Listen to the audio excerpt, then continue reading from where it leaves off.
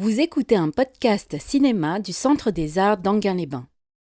Quand on a conçu cette programmation de 9 films, n'est-ce pas, autour de Danet, et que j'ai suggéré à Jean-Paul un certain nombre de titres, l'idée c'était de prendre des films qui, autant que possible, avec lesquels Serge Danet a à chaque fois entretenu un rapport, si possible, un peu différent. On a commencé par Rio Bravo, qui était un peu, on peut dire, le film de sa vie. On a enchaîné avec Playtime de Jacques Tati, qui était important pour une autre raison. Et puis, ce soir, Tristana de Luis Buñuel. Alors, je vais vous dire un peu pourquoi ce choix, mais que j'ai choisi moi aussi, parce qu'il y a des films que je connais très bien. C'était le cas de Rio Bravo, c'était le cas aussi de Playtime, ce sera le cas d'autres films qu'on verra maintenant, on peut dire l'année prochaine. Et puis il y a des films que je connais, mais que je n'ai pas revus depuis longtemps, et je profite de cette occasion pour les revoir, et en plus pour les revoir pas seul. Ça, c'est quand même un énorme plaisir. Bon. Pourquoi ce film ? Alors, on développera tout à l'heure, mais certains disent, certains qui ont très bien connu Danet, disent que peut-être Buñuel était en vérité son cinéaste préféré. Bon. Lorsqu'au début des années 70, et je pense qu'il s'interroge, ou il continue de s'interroger sur son orientation professionnelle, même s'il est déjà critique de cinéma, il a plusieurs projets de thèse, en tout cas il en parle dans ses carnets, et un de ses projets de thèse aurait porté sur Buñuel. Bon. Il a écrit sur Buñuel à plusieurs reprises, il a écrit à la mort de Buñuel, il a écrit sur Elle, il me semble, deux fois, peut-être un ou deux autres articles, mais je ne crois pas. En vérité, il n'a pas écrit sur ce film-ci, Tristana, mais lorsqu'à la fin des années 70, ou plutôt dans le tout premier mois des années 80, donc tout premier mois de 1980, pardon, les Cahiers du cinéma décident de publier, de demander lorsque, dans un numéro des Cahiers du cinéma, certains des rédacteurs importants à ce moment-là publient la liste de ce qu'ils appellent les films marquants de la décennie, Danet inscrit Tristana parmi ces films marquants. Alors, je pourrais développer parce que c'est très intéressant que les cahiers fassent ça, parce que comme vous le savez peut-être, les années 70 ont été une décennie très compliquée pour la revue, qu'elle s'est politisée très forte d'une certaine manière jusqu'au milieu des années 70, donc ils ont en fait laissé passer beaucoup de films, et je pense que ces listes est aussi une manière de rattraper un petit peu un retard. Alors, je vais vous dire de quel titre se compose cette liste.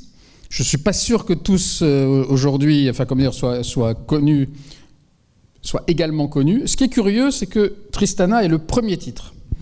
Donc, en fait, c'est classé par, j'en dirai un peu plus tout à l'heure, il y a d'abord Tristana, Dodescaden de Akira Kurosawa, Parade de Jacques Tati. Ensuite, sur une autre ligne et ensemble, Ici et ailleurs de Jean-Luc Godard, Milestones de Robert Kramer, Einleitung, qui est en fait, je crois, le titre complet en français, c'est Introduction pour un film sur la musique d'Arnold Schoenberg de Jean-Marie Straub et Daniel Huillet. Puis sur une autre ligne, Au fil du temps de Wim Wenders, Le petit garçon de Nagisa Oshima, Des journées entières dans les arbres de Marguerite Duras.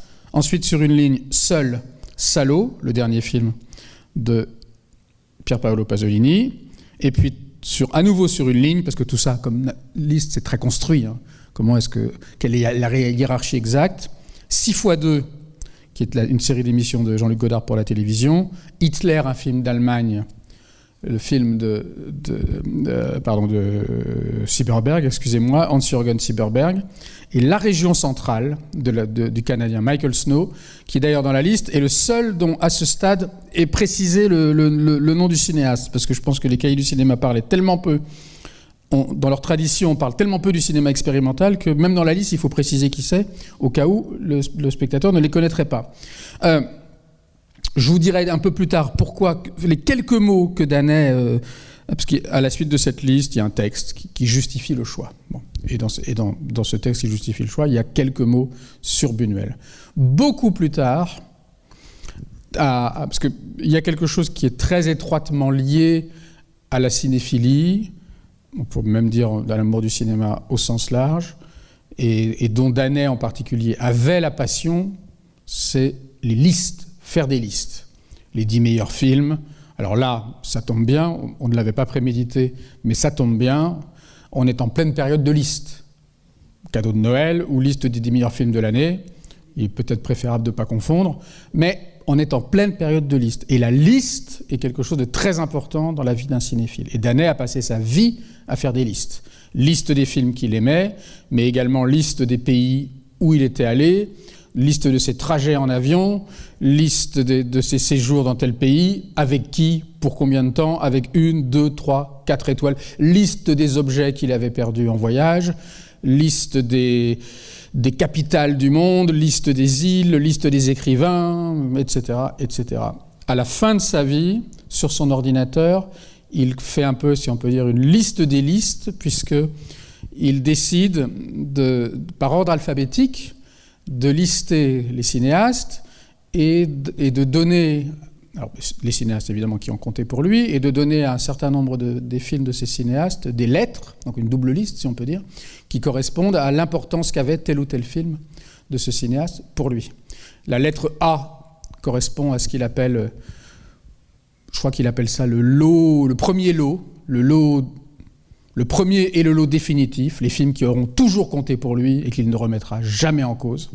Je crois que là-dedans, il doit y avoir justement Rio Bravo, Ordette. Et puis la lettre B, je vous dirai ça, là je vous le dis de mémoire, tout à l'heure je pourrais vous le lire plus précisément, c'est les films qu'il a fini par considérer comme indiscutables, dit-il, mais avec lesquels peut-être il lui manque quand même une connivence personnelle. Tristana, de Buñuel, entre sous la catégorie B. Voilà. Voilà un peu pour vous dire dans quelle constellation de croisement de listes se situe ce film que vous allez voir maintenant, qui, alors moi je vais le redécouvrir, donc je vous en dire 2 ou 3 choses serait malhonnête de ma part, sinon pour vous dire qu'il me semble que ce doit être le dernier film espagnol de Luis Buñuel, tourné en Espagne, Catherine Deneuve, Fernande Doré, ceux qui sont habitués à venir, qui viennent depuis longtemps au Centre des Arts d'Anguin, ne pourront pas ne pas être frappés par la ressemblance entre Fernande Doré et Alain Bergala, enfin en tout cas c'est mon avis. Catherine Deneuve, Fernande Doré, et puis après Tristana va commencer la toute dernière période de l'œuvre de Luis Buñuel.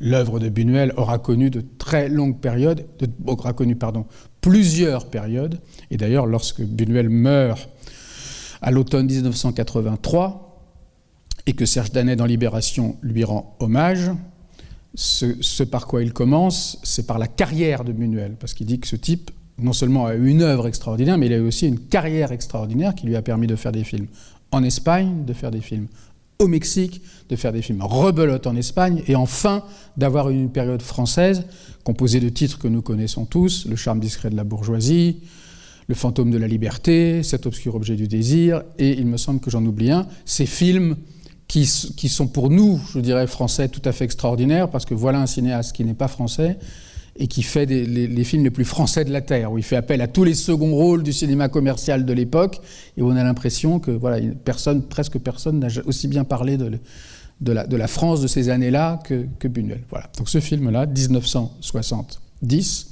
vient juste avant cette fameuse période française. Voilà ce que je vous disais. Et puis tout à l'heure, je vous lirai quelques extraits de choses que Danet a pu dire sur Buñuel et des notes qu'il a prises dans ses carnets à la main, justement des notes sur l'évolution de Buñuel et les choses qui l'intéressaient chez lui. Je vous remercie et à tout à l'heure. De toute façon, c'est un film d'une simplicité biblique qui se passe de commentaires. Tout est absolument limpide. Non, j'ai eu des frissons quand même pendant la projection parce que c'est pas facile de parler de Buñuel. Pas facile du tout. Alors, je vais quand même essayer de rassembler quelques pièces de ce puzzle ou de ce dossier. C'est-à-dire le dossier Danet, le dossier Buñuel et le dossier Buñuel pour Danet. Je vais repartir de là où j'étais parti tout à l'heure, à savoir la présence de ce film, Tristana, dans la liste des films marquants de la décennie 1970-1980. Alors c'est chacun des rédacteurs composant l'équipe des cahiers propose à cette époque-là sa liste. Alors, peut-être ce sont des noms qui vont vous dire quelque chose. Jean-Claude Biette, par exemple, Pascal Bonitzer, qui lui, dans sa liste, met entre autres films L'Homme de Marbre, Perceval le Gallois, New York, New York, India Song, La Guerre des Étoiles, étonnamment, Le Diable probablement, Jean Narboni, qui lui, toujours fidèle à Godard, mais numéro 2 en premier, et puis ensuite Milestones. Excusez-moi.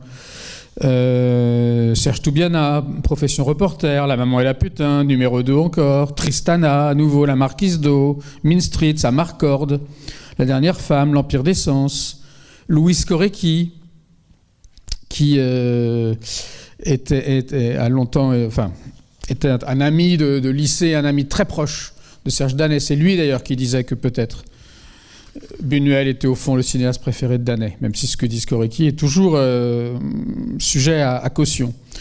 Et il n'a pas peur, Korecki, puisque dans la liste des films les plus marquants de la décennie, il inscrit un film qu'il a lui-même réalisé. Tant qu'à faire. Voilà. Bon, et Danet, lui, donc, décompose sa liste en plusieurs, pas en rubriques, mais enfin, je vous ai dit, sur une ligne, puis sur une autre, etc. Alors, je vais vous lire un peu quand même, parce que c'est aussi, pour moi en tout cas, en espérant ne pas vous ennuyer, l'esprit de cette programmation, de vous faire entendre des choses écrites par Serge Danet. Et puis peut-être aussi s'attarder, évidemment, sur Buñuel, sur ce film, mais aussi sur cette question tellement importante pour lui de la liste. Alors, il a numéroté ses remarques, je ne vais pas vous les lire toutes, évidemment, de 1 à 18, ce serait très long, mais voici au moins la première, et puis après, au moins la quatrième, je vous dirai. 1. Le plaisir enfantin des listes. Tiens, c'est marrant. Liste, ils ont oublié de mettre un S. Enfin, il est trop tard maintenant pour les prévenir. Succombons-y. Et c'est aussitôt pour constater, ce sont les années 70, ce sont les années 60-70 qui ont été riches, aventureuses, généreuses, et pas seulement dans le cinéma.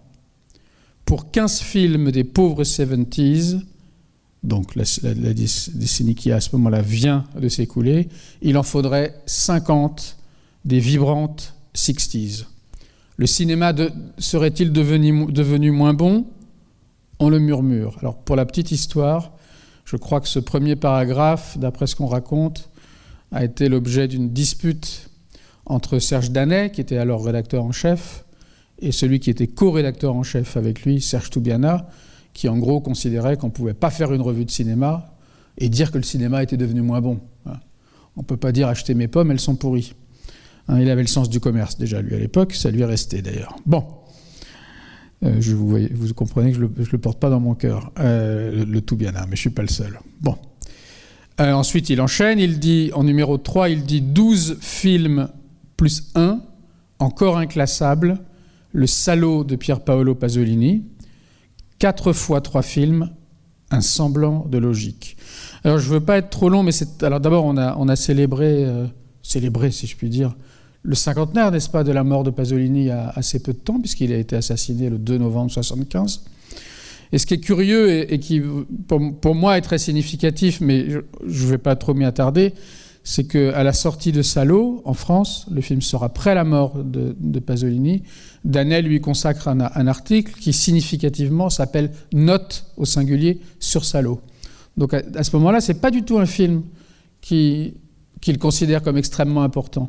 Mais c'est l'intérêt aussi des listes rétrospectives que de faire apparaître des choses qui, sur le moment, ont pu, sinon nous échapper, en tout cas à côté de l'importance desquelles on a pu passer. Bon. Note numéro 4. D'abord, 3 films, et les 3 films en question, c'est donc Tristana, qu'on vient de voir, Dodescaden de Kurosawa, et Parade de Jacques Tati. D'abord, 3 films à la fin de carrière bien remplis, films de grands cinéastes, écrit-il entre guillemets, mais sans rien de testamentaire ou d'académique. Alors c'est étonnant même qu'il pense à utiliser le mot de testamentaire, car à l'époque, aussi bien Buñuel que Tati, que Kurosawa sont vivants et donc a priori en activité. Kurosawa va continuer à faire des films, Buñuel n'en fera plus, mais bon, on ne le sait pas encore. Peut-être que Tati, on s'en doute un peu plus, parce que ça fait longtemps qu'il n'a pas fait de film, mais enfin, ils sont vivants.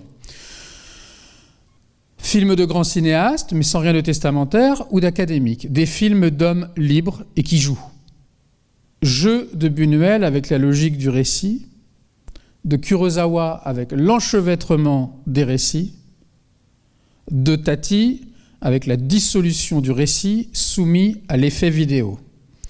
Parce que Parade, je vous l'avoue, je l'ai dit d'ailleurs la dernière fois quand on a montré Pléthore, moi je ne l'ai pas vu Parade, mais je crois que, je ne sais pas si vous l'avez vu, c'est un film qui est plutôt, vous en souvenez peut-être, composé de... C'est un film pour la télévision, je crois, un film pour la télévision hollandaise ou quelque chose comme ça, qui est composé de sketchs. Ça ne correspond pas à l'image, disons, traditionnelle qu'on a d'un film. Mais là, je retiens quand même un mot qui me semble dire beaucoup de l'importance de Buñuel et de Buñuel en général, et sans doute de ce film-ci, enfin, de ce film-ci, puisque Danet en parle là, c'est le mot récit.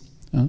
Danet dit « Jeu de Buñuel avec la logique du récit, de Kurosawa avec l'enchevêtrement des récits, de Tati avec la dissolution du récit soumis à l'effet vidéo. » Alors, quand il parle de Kurosawa, on pourrait s'y attarder aussi, parce qu'il y a quelque chose que je trouve très significatif, c'est que le film qu'il a inscrit de Kurosawa dans sa liste, c'est Dodescaden, alors que Danet a écrit sur le film que Kurosawa réalise après Dodescaden, qui est Derzu Uzala.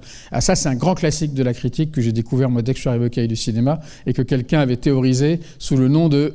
il appelait ça la théorie du film d'après. C'est-à-dire que souvent, quand on a raté un film d'un cinéaste, on a tendance à surestimer le film suivant par effet de rattrapage. Bon.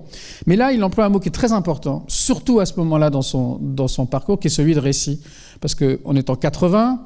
Il est rédacteur en chef des Cahiers du cinéma. Dans un an et demi, il va les quitter pour entrer à Libération.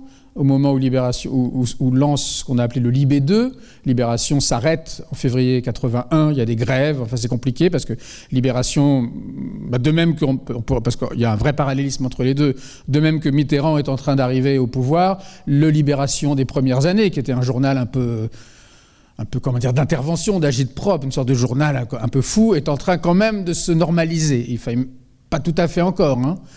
Mais bon, et le Libé 2 reparaît, enfin, Libé s'arrête de paraître, puis il reparaît, on l'appelle le Libé 2, le lendemain de l'élection de l'accession, oui, de l'élection de Mitterrand à la présidence, et c'est à ce moment-là que Danet y entre. Et ce qui est très intéressant, c'est que le récit va devenir pour lui, et là c'est presque une des premières occurrences, pas la première mais une des premières, le récit va de plus en plus devenir pour lui un synonyme extrêmement positif de ce qu'il a, enfin une manière de désigner ce qu'il attend du cinéma. Hein, c'est intéressant parce que on pourrait penser qu'un critique de cinéma, surtout ayant appartenu à l'école des Cahiers du cinéma, entre guillemets, ne jurerait que par la mise en scène. Lui, ce qu'il cherche dans les films, c'est le récit. Et le récit, chez Danet, va de plus en plus, dans les années 80, mais là, justement, on vient d'y entrer, s'opposer au scénario. Le scénario, dit volontiers Danet, d'abord, le scénario, c'est quoi ? Il dit, c'est un bout de papier, c'est un truc qui est destiné à trouver de l'argent auprès des guichets. Le scénario, c'est un objet technique, c'est un document administratif. Donc le scénario, c'est quelque chose qui doit obéir à des règles, qui obéit à un programme, qui est prévisible. Hein, comme on parle de scénario dans la vie, on dit, lui, son scénario, c'est ça. Le récit, à l'inverse, le récit commence là où on sort de la prévisibilité, là où on sort du programme, là où quelque chose se fait qu'on n'a pas vu venir. Danet il oppose le scénario au récit, comme plus tard, il opposera la programmation à la production. La télévision fonctionnerait à la programmation, le cinéma à la production. Bon, et c'est vrai que dans ce film quand même très, très, très énigmatique, je dirais, y compris pour moi, je dis y compris parce que c'est moi qui suis censé vous en parler, on voit bien que la logique du récit est sans cesse... je ne sais pas s'il faut dire qu'elle est mise à mal, mais il y a du jeu, en tout cas. Hein. Bon, je laisse de côté cette liste parce que je voulais juste simplement insister sur l'importance de la catégorie de récit chez Danet. Hein. Et d'ailleurs, les années passant, on comprend, encore une fois, j'insiste un peu plus encore, que quand il dit récit, en fait, ce à quoi il pense, c'est le temps. C'est-à-dire que comme un scénario est prévisible, un scénario ne fabrique pas du temps. Un scénario, c'est un programme, c'est un tic-tac, c'est quelque chose... voilà. Alors que le récit, dans la mesure où il est imprévu, où on ne sait pas où il va, il crée quelque chose comme une durée, il crée, disons, dans les termes de Danet, du cinéma. Après, c'est plus compliqué, moins clair que ça, je dirais, parce que c'est quelqu'un Danet qui revient beaucoup sur les mêmes mots, qui fonctionne vraiment par leitmotiv, mais qui, comme c'est pas un penseur systématique, et que par exemple, il n'y a pas d'article où il consacrerait 10 paragraphes à nous expliquer ce qu'il entend par récit. C'est plutôt que dans beaucoup d'articles, on voit revenir cette catégorie. Alors, je reprends l'autre liste, qui est la liste que Danet fait sur son ordinateur. Peu de temps, là on doit être en 89-90, donc il n'est pas encore malade, donc n'étant pas malade encore, il n'a pas devant lui, en tout cas pas devant lui de manière imminente, sa mort, mais enfin il décide de faire une liste des listes, puisque c'est la liste de tous les films qu'il a vus d'une certaine façon. Alors je vous le dis, je vous donne les catégories qu'il utilise parce qu'elles sont quand même savoureuses. A, c'est ce que je vous disais tout à l'heure. A, indiscutable. Film compagnon de route, vu et revu. Lot, entre guillemets, primitif, jamais épuisé. B, devenu indiscutable ou soupçonné tel, mais peu de réelle connivence, entre guillemets, avec. Et donc, Tristana est un film B. Et si je me reporte, à la catégorie Buñuel, on a par exemple... On va faire ça dans ce sens-là. Tiens. On a par exemple L'Âge d'or est un film E, chef-d'œuvre pour les autres, ça j'adore ça, chef-d'œuvre pour les autres et finalement pour moi aussi, ça c'est L'Âge d'or. Terre sans pain, le fameux documentaire, c'est un film A, indiscutable film compagnon de route. Également film A, Ensayo de un crimen, qui est en français je crois la vie d'Archibald, c'est la vie d'Archibald de la Cruz, je crois. C'est comme ça, hein, le crime d'Archibald de la Cruz. La vie criminelle, merci, d'Archibald de la Cruz. Film A aussi. Film B, Elle. Vous savez, ce film mexicain extraordinaire sur ce mari jaloux au point de quand même vouloir coudre le sexe de sa femme. Ça, c'est un film B sur lequel Danet a écrit 2 fois. La jeune fille est un film D. Mémoire vive, mais vague d'y avoir adhéré. L'ange exterminateur est E. C'est chef-d'œuvre pour les autres, finalement pour moi aussi. Simon du désert est un film C. Ça, on n'a pas encore vu cette catégorie. Aérolite, vu une fois, classé à part, second lot virtuel. Belle de jour, c'est mal foutu. Ah oui, Belle de jour, La Voie lactée, Le fantôme de la liberté et Cet obscur objet du désir sont des films D, on en a déjà parlé, et Tristana B. Je le redis, devenu indiscutable ou soupçonné tel, mais peu de réelle connivence avec. Alors, n'apparaissent pas dans la... Enfin, Buñuel ne fait pas apparaître, je vous dis quand même ce qui restait. FGH. F, émotion personnelle, mais pas forcément partageable. G, sublime ou important, un temps pour nous, entre guillemets, pas revu, crainte. H, nanar erratiquement présent, lié à l'enfance. Alors, il faudrait que je vous trouve un H qui... Le Tour du monde en 80 jours, par exemple. Non, pas du tout, de Michael Anderson, ou encore Oasis d'Yves Allégret. Voici 2 films dits par Danet H. Oui, Le miroir à 2 faces d'André Cayatte fait aussi partie de ces nanars erratiquement présents. Bon, et puis, pour peut-être être plus précis, ça n'est que pendant le film que m'est revenu, j'espère que mon ordinateur ne va pas s'éteindre, parce que là on est passé sur la batterie faible, qu'en fait Danet, il y a un autre texte que j'ai oublié de te signaler tout à l'heure, Jean-Paul, parce que je suppose toujours que je connais tous les textes par cœur, et puis malgré tout, je suis comme Danet, si je puis dire, je suis parfois pas assez systématique, et je me suis souvenu qu'il avait écrit sur un film, je ne sais pas ce que vous en pensez, je trouve quand même qu'il y a des ressemblances entre les deux, ne serait-ce que, c'est un indice assez faible parce qu'il est présent dans beaucoup des films de Buñuel, qui est Fernande Doré. Le film dont je parle, c'est Cet obscur objet du désir, qui est quand même aussi l'histoire entre un vieux monsieur et une jeune femme. Vous connaissez Cet obscur objet du désir, je suppose. Une jeune femme qui en fait est interprétée par 2 actrices différentes.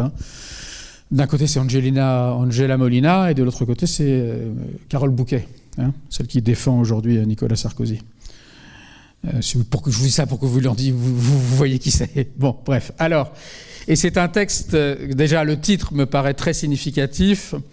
Il s'appelle Buñuel essentiel, et c'est un texte qui fait partie d'une chronique, excusez-moi, que Danet tient à la fin de l'année 88 et au début de l'année 89, qui s'appelle Les fantômes du permanent, et qui est consacré aux films qui passent à la télévision.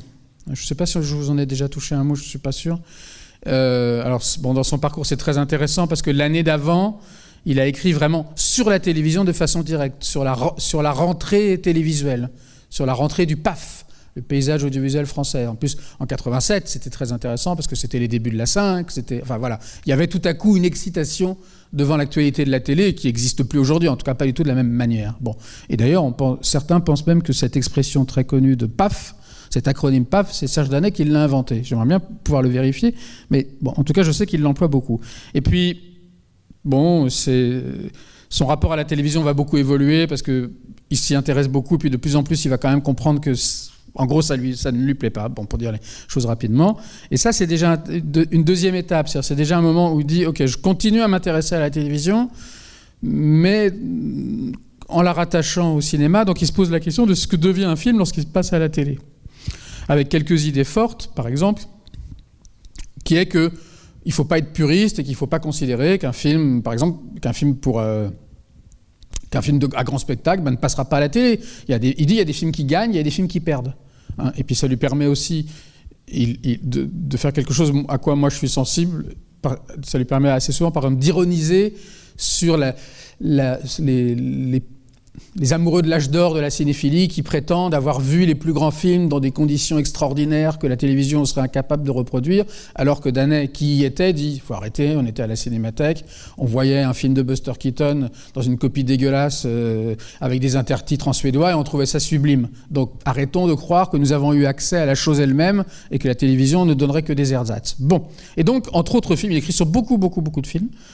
C'est absolument passionnant. Bon, même s'il reconnaît lui-même qu'au fond, contrairement à ce qu'il avait pu croire, de regarder les films à la télé, ça ne va pas changer sa hiérarchie. Il ne va pas soudain découvrir qu'un cinéaste qu'il avait méprisé, alors là il dit par exemple Tartampianucci, mais qui n'existe pas, il ne va pas découvrir que Tartampianucci est supérieur à Mizoguchi, ou que John Ford en fait est nul, mais bon quand même. Voilà. Et puis une chose qui l'intéresse là-dedans, et que je trouve absolument passionnante, c'est l'idée qu'est-ce qui se passe quand un film, tout à coup, au lieu de s'inscrire dans la logique d'une salle de cinéma, rentre dans les grilles de la télévision. C'est-à-dire qu'on voit un film, et puis avant, il y a le journal télé, et puis après, il y a, je sais pas, une émission de variété. Donc, comment est-ce qu'un film, d'une certaine manière, devient un programme à son tour, quoi. Et du coup, il va beaucoup s'intéresser à l'idée, tiens, est-ce qu'il n'y a pas dans certains films déjà du programme qui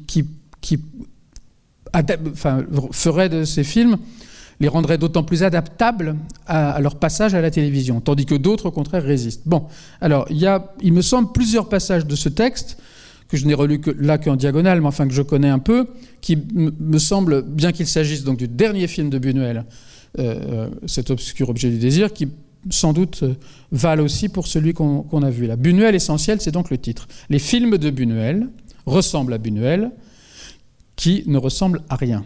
Buñuel n'a pas imposé sa marque aux différents systèmes de production par lesquels il est passé. Bon, vous savez, la France, le Mexique, l'Espagne, avec des allers-retours. D'ailleurs, Tristana est, je crois, le premier film qu'il réalise de nouveau en Espagne depuis 10 ans, depuis le scandale qu'avait provoqué Viridiana. Il me semble que Viridiana était Palme d'Or à Cannes. Enfin, bon, en tout cas, c'est un film qui lui avait qui avait fait scandale. Buñuel n'a pas imposé sa marque aux différents systèmes de production de films par lesquels il est passé. Il a plutôt mis en évidence ce que chacun de ces systèmes successifs avait de buñuélien en italique.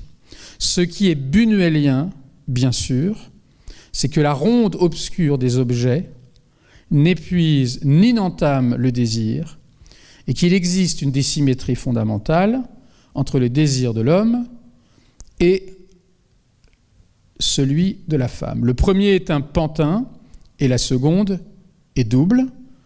Et dans cet obscur objet du désir, quadruple. Bon, il dit Pantin parce que cet obscur objet du désir, je crois, est une adaptation sans doute un peu déplacée de La femme et le pantin.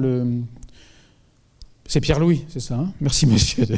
Mais ce qui est buñuelien, au fond, c'est que les choses sont assez complexes et drôles, entre parenthèses, par elles-mêmes, pour qu'il ne soit pas utile de les compliquer davantage. Alors là, moi, je trouve que ça correspond bien à l'impression que j'ai eue en voyant ce film, dont je n'arrêtais pas de me dire, est-ce qu'il est trop simple pour moi ou trop compliqué pour moi? En tout cas, ce qui est sûr, c'est qu'il est quelque part, il échappe.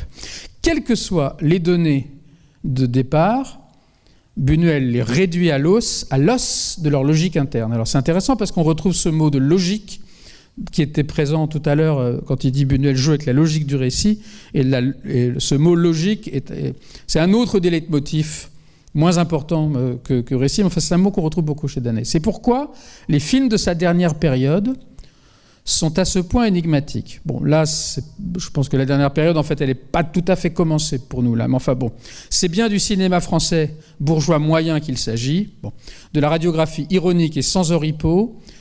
Ironique et sans oripeau, je pense que là, ça s'applique à ce qu'on vient de voir, d'un genre condamné auquel le vieux maître a donné in extremis l'extrême onction. Bon.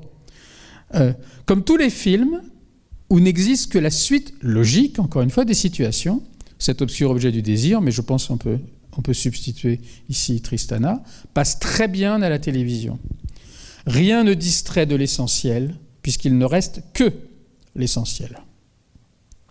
Ça me fait penser, si vous m'accordez une toute petite digression de plus, à cet article génial de Truffaut sur Lubitsch, que vous avez montré récemment, qui s'appelle « Lubitsch était un prince », qui date de 68, et où Truffaut dit aussi que chez Lubitsch, il n'y a que l'essentiel, mais il ajoute cette formule géniale, il dit « Chez Lubitsch, on est dans l'essentiel jusqu'au cou ». Ce qui est une manière de dire qu'évidemment, si on en dit jusqu'au cou, c'est que c'est un essentiel qui est un peu aussi excessif et superflu. Mais bon, au point qu'on a soudain cet obscur désir de faire la liste de tous les objets dont Buñuel a fait l'économie. On obtient alors un étrange tableau par la négative de tout ce qui encombre en général notre perception, tenu à tort pour naturel entre guillemets, et tenu à tort pour naturel entre parenthèses, du cinéma. Et là commence une remarque, qui s'applique, encore plus que les précédentes, je crois, au film qu'on vient de voir. Il y a bien sûr la musique. Je pense que vous avez tous fait la remarque, à moins que vous l'ayez déjà d'une certaine manière intégré avant de le voir. Moi, ça m'est revenu. Pas de musique chez Buñuel. Encore que là, à la fin, à la toute fin, il y a quelque chose qui est entre la musique et le bruit de cloche, enfin une espèce de glas, avec la neige et tout. Mais enfin, il n'y a pas de musique. Ou quand il y a de la musique, c'est pas une musique de film, c'est une musique dans le film. Pas besoin de musique. Besoin, inversement, de bruitage très précis. Ah oui, ça, quand en général, il réalise lui-même. Ça, je ne savais pas. C'est le son entêtant et le rythme égal d'un rêve continu dont nulle musiquette n'indique qu'il vire au cauchemar ou à la comédie. Bon, alors là, ceux qui sont de ma génération, ça va leur dire quelque chose, puisque Danet fonctionne aussi par moments où il en revient sempiternellement au même film parce que c'est des films qui l'obsèdent. Et là, vous allez voir, fin 88, quel est le film dont il parle à tout bout de champ? Le rêve buñuelien n'est pas le rêve de l'ourson dans L'Ours, de Jean-Jacques Hano, avec Jackie Cario, récemment décédé. Il a la netteté exagérée du Lambeau 2, alors du Lambeau 2, entre parenthèses, rêve, que l'on raconte parce qu'on s'en souvient. Je fais comme ça parce que c'est en italique. Bon, dans ce livre que j'aimerais écrire un jour, j'aimerais aussi arriver à parler de l'usage, à mon avis, un peu baroque, mais quand même passionnant, que Danet fait des guillemets, des parenthèses et des italiques. Bon. Et ce rêve, on le raconte parce qu'il n'y a rien chez Buñuel qui ne se passe entre des êtres humains. Je ne sais pas s'il maîtrise sa double négation, mais enfin, ce qu'il veut dire, en tout cas, c'est que tout passe entre des êtres humains. La musique aurait un autre tort. Elle créerait ce que le cinéaste, c'est là sa morale, refuse plus que tout, de la complicité, en italique, de la connivence entre le spectateur et le film. Bon, encore une fois, je pense que tout ça, quand même, est pas totalement hors, je ne sais pas ce que vous en pensez, pas totalement hors sujet par rapport à ce qu'on a vu. Il s'agit de comprendre et de rire, entre parenthèses, pas de juger. Jamais une scène ne commence vraiment qu'il y ait déjà à l'écran au moins 2 personnages. C'est entre eux et eux seuls que ça se passe. Dernier grand cinéaste de la pulsion et du social en italique, Buñuel n'a que faire de la solitude des uns et des autres. Jamais on ne verra chez lui ces jeux de scène faciles, j'aime bien ça, où la caméra capte en fin de scène la moue ou la mimique d'un personnage resté seul. Bon, c'est le truc qu'on voit typiquement dans les feuilletons. On voit bien que le type ou la nana, je vais le dire bêtement, pardon, est dépité en fin de scène et donc on sait exactement quoi en penser. Bon, c'est vrai qu'on n'a pas ça. Bon, ensuite, je crois qu'il entre plus précisément dans des évocations de scènes de cet obscur objet du désir. Pardon. Mais si je saute un peu, si l'on continuait ce petit jeu consistant à reconnaître, en leur absence, les facilités que Buñuel se refuse, on parlerait aussi des champs contre champs ou des plans subjectifs. Il y en a peu. Comme si l'entrelacement éternel de la femme et du pantin, comme si l'entrelacement éternel de la femme et du pantin était le seul sujet du tableau, sujet éternel et le seul qui vaille le coup. Et comme si, du fait même qu'il est éternel, ce sujet n'avait plus à être traité selon une suite de temps forts et de temps faibles, mais comme une dérive obsessionnelle qui ne peut finir provisoirement que faute de combattants. Bon, moi je ne sais pas ce que vous en pensez, je trouve qu'il s'en sort, il est vraiment fort, parce que, bon, il arrive, je trouve, à quand même à restituer de façon assez belle, assez exacte, je dirais plutôt, ce qu'on ressent à la vision d'un... Voilà. Je vais vous lire la fin, parce qu'en fait, on est quasiment arrivé à la fin de ce texte, qui n'est pas très long. Alors la fin, elle revient au film, d'ailleurs, dont je m'aperçois qu'il ne parle pas beaucoup. Le film, ouais, c'est ça. Excusez-moi, parce que... Voilà. Donc à la suite de ça, il dit « Il s'agit du dernier film de Buñuel. On y parle beaucoup de terrorisme et même d'un Garège, groupe armé révolutionnaire de l'enfant Jésus, qui ne déparerait pas le paysage actuel. La terreur n'est pas absente du film, elle est subtilement déportée en avant. Enfin, il était en forme ce jour-là, parce qu'elle est subtilement déportée en avant dans la façon brusque dont la caméra ne cesse de cueillir, entre guillemets, en italique, les personnages au moment où ils se mettent en route pour ne cesser de se, entre guillemets, rencontrer de nouveau. Elle est dans la façon dont le film finit, dans le film finit par accident, parce qu'il faut bien finir dans le passage public. C'est par le rideau de fumée qui nous cache les personnages que Luis Buñuel clôt ce qu'il avait commencé avec Un œil tranché. Bon, référence à l'œil tranché, c'est l'âge d'or ou le chien andalou? L'âge d'or. Merci. Vous ne le répéterez pas. Comme au théâtre. Voilà. Peut-être vous lire encore une petite chose, mais je ne veux pas non plus... Et puis, peut-être que j'ai oublié de te l'envoyer. Tiens, c'est pas grave. Je croyais qu'il y avait aussi... Bon, c'est pas grave, voilà. Si je le trouve là... Non, mais je voulais vous lire 2 petits passages aussi d'un article, mais je pense qu'il est ici. Publié il doit être par là. Publié à la mort de Buñuel, donc en 1983. C'est énorme. Ah non, il est ici, voilà, pardon. Excusez-moi. Voilà. La mort de Buñuel. L'article s'appelle tout simplement La mort de Buñuel. Donc on est dans Libération, à une époque d'ailleurs, où Libération en particulier n'est pas encore possédée par cette espèce de folie nécrologique.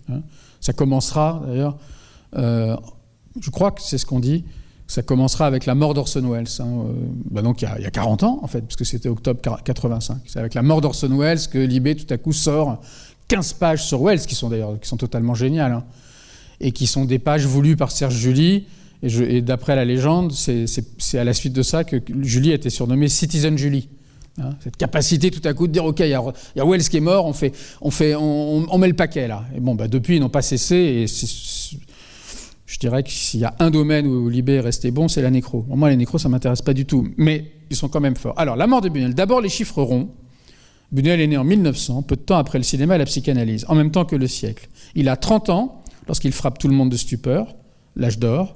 1930. Il en a 50 lorsqu'il effectue son premier comeback mexicain, Los Olvidados, 1950. 60 lorsqu'il revient choquer son pays natal, Viridiana, 1960. Et 70 lorsqu'il lui dit adieu, Tristana, 1970, sublime, indique-t-il là, ce qu'il ne fait pas pour les films précédents. En bonne logique, Buñuel aurait dû mourir en 1990 ou en 2000, mais l'éternité ne lui disait rien qui vaille. Et là, il ouvre les guillemets, car c'est une citation de Buñuel. Pardon. Mourir et disparaître à jamais ne me paraît pas horrible, mais parfait. Par contre, la possibilité d'être éternel me terrifie vraiment. Sur l'œuvre de Buñuel, on a eu tout le temps de tout dire. Il y aura toujours des volontaires pour l'interpréter et des naïfs pour penser que ce cinéma est fait de symboles. Sur ce qui ne cessa de l'obséder sa vie durant, il n'y a rien à ajouter. Sur les ismes qu'il a croisés en chemin, surréal, commune, fétiche, catholique, onir, tout ça c'est des ismes, tout repose déjà dans l'histoire du cinéma. Sur lui-même et ce qu'il a bien voulu en dire, il n'y a rien à dire, une vie rangée, un mariage réussi, un beau dosage de sérieux dans le travail de plaisir simple, le vin, le whisky. Sur son style, il n'y a pas tellement à épiloguer, il a toujours filmé le plus frontalement possible des situations compliquées, ayant trait à l'étude de mœurs, à l'éthologie bourgeoise et à la science des rêves, un documentariste. Où est le mystère alors ? Ni dans la vie, ni dans l'œuvre, dans la carrière. En fait, comme le texte est écrit en italique, là c'est en romain, parce que bref, dans ces dents de scie. Et qu'est-ce qui meurt aujourd'hui avec Buñuel, après Renoir et Chaplin ? Renoir, il doit mourir en 76, je pense. Non, 79, il me semble. Chaplin meurt le 25 décembre 1977, le jour de Noël. Une certaine façon pour un cinéaste d'être dans le siècle et d'avoir, outre l'âge de ses artères, celui du cinéma. Bon, ça, c'est une idée qui aussi obsède beaucoup d'années, qu'il y ait un moment où les gens aient pu être synchrones dans leur propre vie avec qu'on puisse tout simplement avoir l'âge du cinéma et qu'au bout d'un moment, on ne peut plus porter soi-même la mémoire entière du cinéma parce que le cinéma est devenu à une durée de vie qui outrepasse la durée possible d'une vie d'homme. L'idée que le temps n'est pas un ennemi, qu'on le perd à vouloir le gagner, qu'il en reste toujours. La carrière de Buñuel, c'est une des aventures les plus désarmantes, les plus simplement désarmantes du cinéma. Voilà un homme qui a commencé par survivre modestement aux 3 coups tonitruants d'un début inoubliable, Un chien andalou, L'âge d'or, Terre sans pain. Voilà un cinéaste qui n'a rien trouvé de mieux que de commencer son premier film payé avec l'argent de sa mère par une image d'œil coupé qui continue à couper le souffle. Voilà un homme qui, pendant 15 ans, semble avoir oublié de se battre pour faire ses films à tout prix, un as de l'avant-garde qui accepte de produire en Espagne et de réaliser au Mexique de plus films commerciaux, un Espagnol sourd qui, sur le tard, a laissé les portraits les plus parlants français, un petit problème là, les plus parlants français de la bourgeoisie française. Bref, un homme qui n'a pas toujours fait ce qu'il a voulu, mais toujours ce qu'il a pu, et qui est resté lui-même. Encore un petit passage. Lorsqu'on parle d'humanisme, ou qu'on dit de quelqu'un qu'il est humain, entre guillemets, on désigne par là les faiblesses que par une générosité mêlée de lâche soulagement, on a décidé de lui passer, entre guillemets. L'humanisme de Buñuel n'a rien à voir avec cela. C'est plutôt l'honnêteté, la morale entre parenthèses, d'un homme qui accepte de rester en prise directe avec ses propres contradictions, sans trop songer. Alors bon, ça, l'idée qu'au fond... ce qu'on demande à chacun dans la vie, c'est d'apprendre à vivre avec ses contradictions. Ça, c'est quelque chose que Danet ne cessera de ressasser, je dirais, y compris dans ses papiers privés, quoi. Et qui est un truc qui est pas tellement aujourd'hui la façon dont on dit les choses. Mais enfin bon, il est mort il y a plus de 30 ans maintenant, pas encore 35 ans. Donc bon, mais c'est intéressant. Son idée, c'est vraiment, il faut vivre avec ses contradictions. D'un homme qui accepte de rester en prise directe avec ses propres contradictions, sans trop songer à les résoudre, entre guillemets, sans vouloir échapper au sort commun, sans mépris pour ce sort. Un artisan vigoureux qui, lorsqu'il déclare la guerre, sait bien qu'il ne peut pas ne pas la déclarer, ni la gagner, mais qui saura toujours faire la différence entre les concessions sur ce qui est nécessaire et la trahison de ce qui est principal. Bon, le texte continue. C'est un très beau texte, je trouve... ce qui n'est pas facile. Je ne vous lis pas tout, évidemment. C'est pas mal la fin, quand même. Il reprend l'idée des lambeaux, tiens. Bon, Buñuel reste un cinéaste à part. Moins un inventeur de formes qu'un documentariste sur les formes de l'inconscient, sur ses formations, donc là, en romain plutôt. Chacun de ces films, en un sens, est comme un rêve. Les plus réussis ont la netteté de ceux qu'on a réussi à se rappeler entièrement. C'est exactement ce qu'il dira 5 ans plus tard au sujet de cet obscur objet du désir. D'où leur comique littéral. Les moins réussis sont ceux dont on ne se souvient que par lambeaux. Qu'importe, il s'agit toujours d'un rêve, d'une capacité de les transcrire et de leur être fidèle. C'est en rêveur très éveillé que Buñuel a suivi l'aventure du cinéma, ou plutôt qu'il l'a doublé, comme la doublure d'un vêtement, en homme libre. Et pardon, je me suis trompé, l'article date du 1er août 83, donc Buñuel n'est pas mort à l'automne 83, mais pendant l'été. Bon, voilà un peu un tour d'horizon. Alors, si je devais résumer en 2-3 phrases, à mon sens, ce qui a pu faire de ce cinéaste, qui est loin d'être celui sur lequel Danet a le plus écrit, pourquoi est-ce qu'on a quand même pu dire, même par supputation, que c'était peut-être son cinéaste préféré, alors que par ailleurs, il a affirmé, de manière dans ses papiers privés, enfin, mais c'est quand même raccord avec ce qu'il a pu écrire, que ses 3 cinéastes préférés étaient Mizoguchi, Godard et Rossellini. Bon, c'était dans un... Je ne sais pas si j'ai déjà évoqué ça, c'était dans un moment où il s'interrogeait sur ce qui avait pu le pousser, lui, homosexuel, Danet, à s'intéresser tellement à des cinéastes dont il disait que la figuration même de l'homosexualité leur était totalement impossible, quoi. Voilà, il disait, j'ai choisi pour 3 cinéastes, pour mettre comme 3 cinéastes préférés, les cinéastes, à mon sens, disait-il, les plus incapables, on va dire, de me représenter moi, ou de représenter quelqu'un qui pourrait être moi. Bon, bref. Alors, pourquoi Buñuel ? Moi, je pense que c'est des choses... Je vais essayer juste de résumer un peu ce que j'ai lu là. Je pense que la question du récit, elle est absolument fondamentale. Ce que Danet peut appeler parfois aussi rébus, c'est-à-dire l'idée qu'un film avance, hein, vous voyez... C'est ce mouvement final de Elle qui a tellement fasciné, je crois, je me demande si c'est pas Lacan qui a écrit sur Elle. Le mari jaloux de Elle, à la fin, on pense qu'il est il est guéri, mais simplement on le voit avancer dans une allée d'arbres et il avance en zigzag. Hein, et la logique du récit comme étant une espèce de logique... je pense que ce qu'il a trouvé chez Buñuel, c'est la rencontre entre... Parce que quand Danet parle de récit, il l'oppose à scénario, mais il nous permet d'entendre aussi quelque chose qui est absolument capital pour lui, c'est qu'au fond, et ça peut surprendre de la part de quelqu'un qui est quand même un grand intellectuel du cinéma, au fond, il attend d'un film qu'il lui raconte une histoire. Ça, il le dira très bien et très simplement. Sauf qu'évidemment, peut-être que lui, ce qu'il entend par histoire est pas ce qu'on entend naturellement par là. Bon. Et sans doute, il trouve ça chez Buñuel, mais en même temps, il trouve un rapport aux histoires, justement, qui est de l'ordre du rébus, qui est codé sans lettres, quoi. Moi, c'est le sentiment que j'ai eu en voyant ce film. C'est-à-dire qu'on a l'impression à chaque fois d'être devant des détails hyper significatifs qui devraient représenter des trucs hyper forts. Et puis, en fait, on se dit, bon, si c'est pas ça, c'est pas très grave, en fait. C'est-à-dire que c'est l'ironie de Danet sur... ceux qui cherchent à décoder le cinéma de Buñuel. Je pense que le cinéma de Buñuel, il a beaucoup compté pour les gens des cahiers, parce qu'en fait, c'est vrai que les gens des cahiers, et Danet au premier chef, sont des gens qui sont plutôt ennemis des symboles, ennemis de l'idée des significations cachées, hein, ennemis de l'idée qu'un film, ça se décode, hein, qu'il y aurait l'apparence du film, et puis derrière, il y aurait un sens caché, que si on était malin, on arriverait à voir. Et c'est vrai que Buñuel est constamment ironique par rapport à ça. Moi, je trouve que c'est le plus tranquille des cinéastes, c'est le plus plat. Enfin, je veux dire, ce film, il y a une demi-couleur, on en parlait tout à l'heure, il y a aussi un côté un peu glauque, c'est vrai. C'est un film totalement à plat, quoi. Bon. Donc je pense que ça, c'était très je pense que c'est ça l'essentiel, en fait. Et puis Buñuel, je vais le redire un tout petit peu différemment, Buñuel, c'est vraiment... Alors, en tout cas, ce Buñuel-là, peut-être pas tous les Buñuel, puisque même Danet reconnaît que certains films étaient moins réussis que d'autres, ce Buñuel-là, c'est le contraire d'un cinéma de visionnaire. C'est le contraire d'une espèce de cinéma... Alors, je vais citer un cinéaste que, par ailleurs, Danet a beaucoup aimé, mais je pense qu'il, pour lui, pendant longtemps, a représenté ce qu'il n'aimait pas, qui est Fellini. C'est le contraire de la fantasmagorie. Justement, chez Fellini, il y a beaucoup de musique.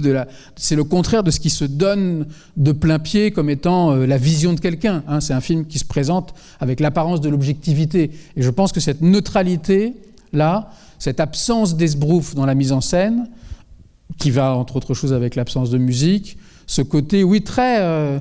comme une espèce un conte, comme une nouvelle en fait, qui ne livrerait pas sa signification. Je pense que ça correspond assez étroitement, enfin, oui, je pense que ça a pu correspondre ça correspond assez étroitement, à mon avis, d'après ce que je sais, à ce que Danet cherchait au cinéma et à ce que Buñuel en particulier a pu lui offrir. Et puis je pense aussi, mais ça on l'entend dans son hommage, dans son article nécrologique,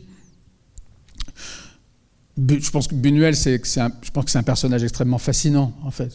Hein, quelqu'un qui sans doute a vécu une vie rangée et calme, qui devait être le plus calme des hommes. Moi, je ne l'ai évidemment pas rencontré, puis je pense que j'ai très peu vu d'entretien avec lui, mais qui fait un cinéma totalement d'une liberté, je dirais, pour me permettre peut-être une formule facile, d'une liberté telle qu'il peut aussi s'accorder, enfin comment dire, on le sent totalement indifférent, Buñuel, quant au type de cinéma qu'il fait. Voilà. C'est quelqu'un qui a une liberté telle qu'il n'a même pas besoin de porter sa liberté en bandoulière, quoi. Hein, c'est-à-dire qu'il fait un film qui a l'air aussi parfois totalement plat, incohérent, avec ce type, ce barbon qui passe son temps à proférer des vérités définitives, qui la scène d'après, il fait le contraire. D'ailleurs, on fait le contraire, il ne fait pas le contraire. Ils sont mariés, ils ne sont pas mariés. Je ne sais pas si vous avez compris, moi, je n'ai pas tellement compris. Combien de fois ils se mariaient, enfin, c'est son oncle, c'est pas son oncle, c'est son tuteur. Tout ça n'est pas très important. Par ailleurs, bon, et c'est vrai que pour nous, ça joue beaucoup, mais ça fait partie du film. Non seulement Catherine Deneuve est évidemment doublée, mais en plus, ça, je l'ai vérifié pendant le film, elle ne mime même pas l'espagnol. Elle parle en français sur le tournage, donc ça ajoute. Hein. Franco Nero, c'est Django, hein, c'est lui qui joue Django, je crois. Acteur italien, évidemment que c'est pas sa voix non plus. Donc on est dans un truc d'étrangeté totale, mais qui ne pose aucun problème, quoi. Et puis il y a un caractère de platitude qui, je pense, a joué beaucoup, à mon avis, dans le... Et vous avez remarqué aussi, dernière remarque, une grande force, vous allez voir, vous avez remarqué aussi que Catherine Deneuve commence très très blonde. Hein. Et alors je ne sais pas pourquoi, je me suis dit, là il y a un truc, la couleur de ses cheveux évolue beaucoup au cours... alors, la couleur des cheveux et de la barbe et de la moustache de Fernand Doré aussi, mais voilà. Donc voilà un peu, le Buñuel vu par Danet, ou peut-être aussi, ça marche dans l'autre sens, le Danet vu par Buñuel. Bon, et puis pour être précis, je disais tout à l'heure que lorsque les cahiers font leur liste des films des années 70, c'est aussi une façon pour eux au moins de faire exister un peu certains de ces films dont ils n'ont tout simplement pas parlé du tout. Hein, voilà. Je ne sais pas, par exemple, dans une des listes, il y a Mean Streets, il n'y a jamais eu d'article sur Mean Streets, il y en a plein comme ça. Ce n'est pas le cas de Tristana. Tristana, en 1970, quand il sort, fait la couverture des cahiers. D'ailleurs, c'est une image qui intervient relativement tôt dans le film. C'est une des premières fois où elle est avec les deux sourds muets, où elle porte des couettes, enfin des nattes, je ne sais jamais exactement. Et il y a 4-5 articles dithyrambiques. Voilà. Donc ce film-là a bien été traité. En revanche, les suivants, c'est-à-dire aussi bien Le charme discret de la bourgeoisie que Le fantôme de la liberté, et j'ai toujours le sentiment que j'en oublie un dans ces années-là, mais peut-être pas, sont des films dont il n'est absolument pas question. Et Buñuel revient dans les cahiers lorsque les cahiers recommencent à publier des critiques au sens traditionnel, c'est-à-dire à essayer de suivre l'actualité mois après mois, et c'est cet obscur objet du désir. Mais entre-temps, il aura été complètement... Et par ailleurs, aussi, je ne sais pas dans quelle mesure ça a joué pour Danet, Buñuel, en tout cas le Buñuel surréaliste, ou le Buñuel portant encore avec lui la mémoire du surréalisme, était un cinéaste que pendant longtemps les cahiers n'ont pas aimé, puisque contrairement peut-être à ce qu'on peut penser, justement les cahiers du cinéma pendant longtemps n'aimaient pas ce cinéma, disons, pour le dire rapidement, de l'image, ce cinéma du rêve, ce cinéma des symboles visuels. Hein.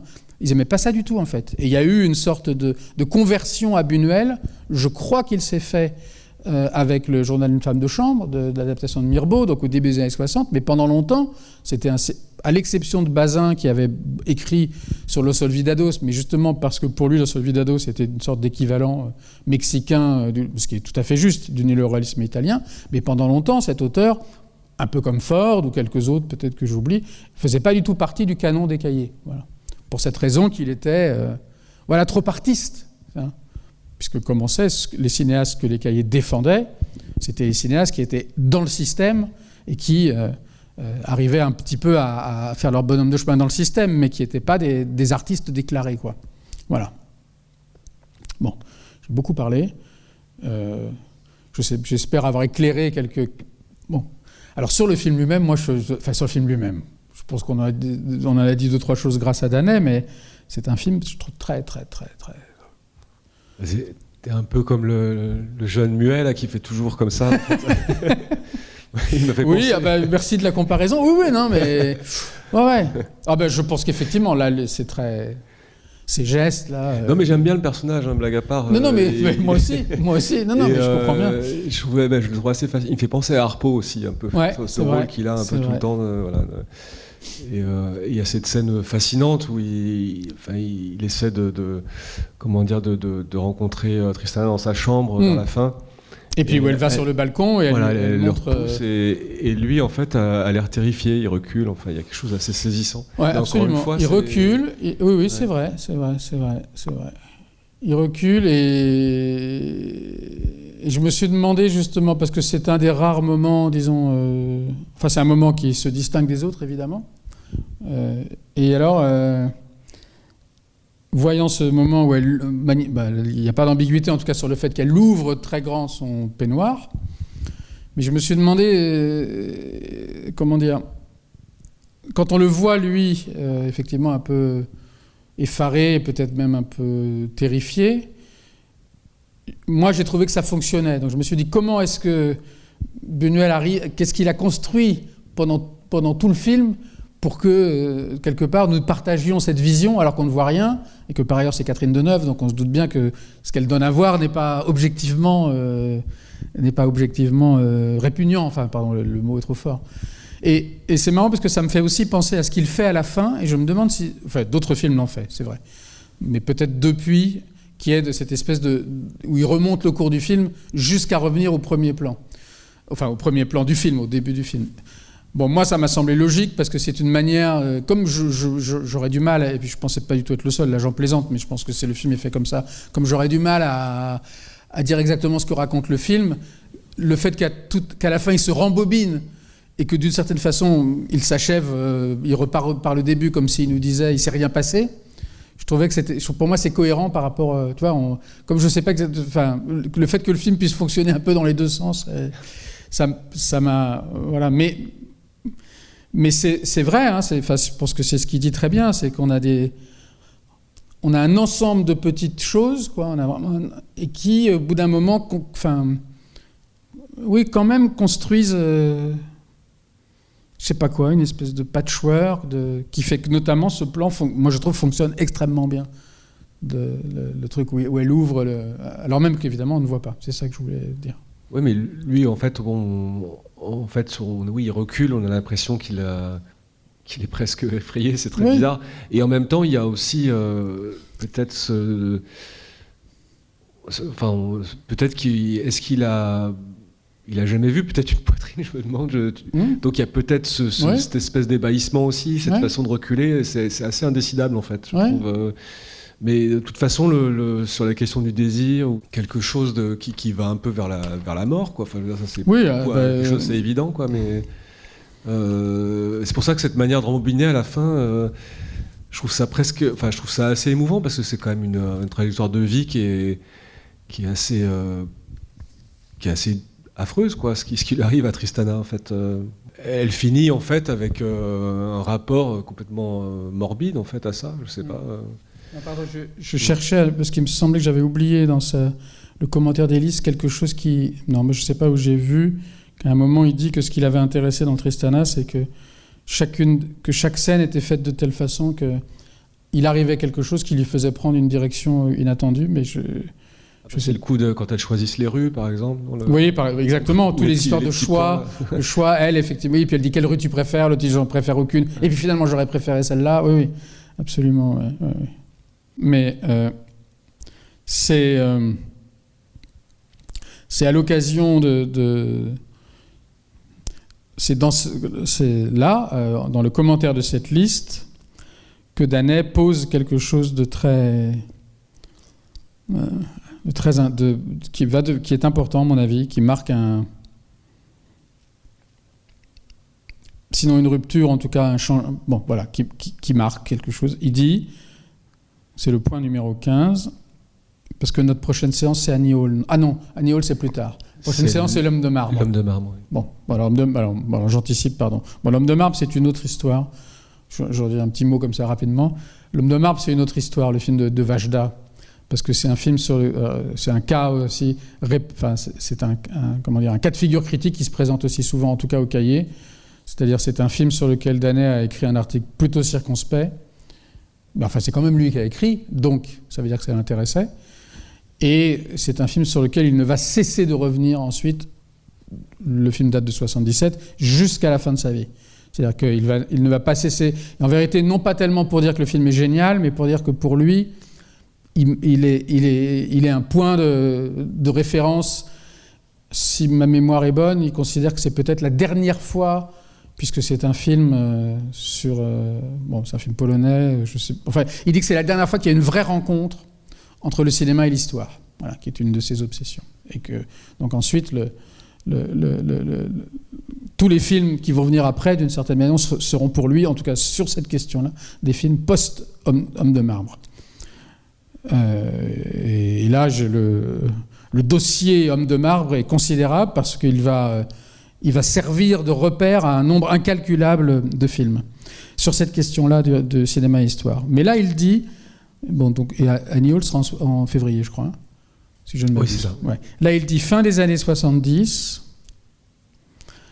Les amateurs de cinéma se reconnaissent majoritairement dans Manhattan de Woody Allen. Bon, là, c'est Manhattan, mais enfin, Annie Hall et Manhattan sont deux films qui se suivent. Public jeune, urbain, scolarisé, qui accepte soudain de se reconnaître à l'écran. Logique de sociologue, le cinéphile devient un type comique possible. L'article sur Annie Hall, d'ailleurs, s'appelle « Le cinéphile à la voix forte ». Et je crois que je vais en avoir déjà un peu parlé ici. Bon, ça nous éloigne de Buñuel, mais ce moment où la cinéphilie, qui pendant longtemps était cette catégorie de la population qui allait au cinéma pour voir tout, sauf des films qui la représentaient littéralement, hein, parce que le cinéphile n'avait d'une certaine manière pas de vie intéressante à représenter, puisque sa vie, c'est de voir des films. Donc, sauf à montrer un film avec une salle de cinéma, ce que certains ont fait. Justement, ce moment où le cinéphile, en tout cas selon Danet, devient subitement un personnage de film possible, et même un personnage aimable, parce qu'il explique très bien comment tout le monde le sait, comment Woody Allen, tout en se dépeignant sous le trait du loser absolu, malgré tout, n'est pas sans charme. Enfin voilà, il n'a pas... Et pour lui, c'est une vraie rupture dans ce que les gens peuvent attendre du cinéma. Et pour lui, c'est vraiment un problème. C'est-à-dire que si on va au cinéma, si le cinéphile va au cinéma en pensant qu'à l'écran, possiblement, c'est de lui qu'il va être question, il y a quelque chose dans la projection, dans le fait que le cinéma nous donne les nouvelles du monde, dans le fait qu'il nous donne accès à quelque chose qui n'est pas nous, il y a quelque chose là qui est en train de se perdre. Et Woody Allen va faire partie de... Il y a quelques auteurs, comme ça, Coppola, dont on parlait tout à l'heure, sur lesquels il va beaucoup écrire, sans d'ailleurs jamais vraiment le défendre ni l'attaquer, mais parce qu'il considère qu'il y a, pour employer un mot qu'il aime bien, il considère qu'il faut faire un suivi de ce que fait cette personne-là, parce qu'elle représente, elle incarne, elle suscite aussi une évolution du cinéma, en l'occurrence, pour Woody Allen, une évolution du rapport entre le public et le cinéma, qu'il est important de documenter, qu'il est important de suivre. Coppola, c'est encore une autre histoire. Et Buñuel, c'en est une qui, pour le coup, n'a absolument rien à voir. Mais voilà, ce commentaire-là de la liste, il est très, très, très... D'abord, il est assez négatif. On comprend que Toubiana n'ait pas été content, puisqu'il dit, points 17 et 18, pour la première fois, le cinéma aborde une décennie sans discours, sans stratégie. Ouais, je ne sais pas si ça c'est... On aurait tort, sans stratégie, sans envolée prophétique. On aurait tort de prendre cette tiédeur pour de la sagesse. Il y avait toujours eu chez les cinéastes des idées plus ou moins folles sur le cinéma, sur son avenir, sur la transformation de ses formes, etc. Oui, donc c'est pas positif. Et puis, dernier point, aujourd'hui, la voix de ceux qui continuent à penser que le cinéma est l'art de notre temps, entre guillemets, porte moins loin. Donc c'est globalement un bilan pas très positif. Après, ce qui est paradoxal, c'est que Ici commencent les années 80, que Danet a l'air de décrire comme se présentant sous des auspices pas très bonnes, mais pour lui, cette décennie va être la décennie où il va réellement exploser.